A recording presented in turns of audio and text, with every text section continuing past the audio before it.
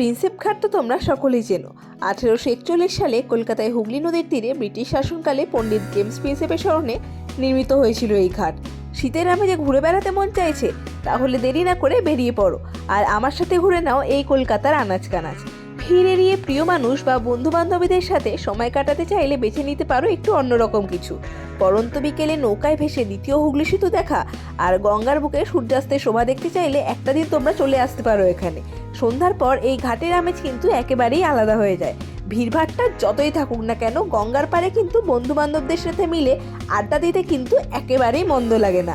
আর তার সঙ্গে যদি পেয়ে যাওয়া যায় রকমারি খাবার, তাহলে তো আর কোনো কথাই হয় না। বিশেষ করে এই শীতকালে এই গঙ্গার পাড়ের আমেজটা কিন্তু একেবারে আলাদাই হয়। এই নৌকাগুলোতে ভেসে ভেসে কিন্তু তোমরা আধ ঘন্টা থেকে 1 ঘন্টা বা তারও বেশি সময় কাটাতে পারবে। আর প্রাইস শুরু কিন্তু মাত্র 350 থেকে 400 টাকার মধ্যে। আরও এরকম ভিডিও দেখার জন্য কিন্তু চ্যানেলটাকে অবশ্যই সাবস্ক্রাইব করে রেখো।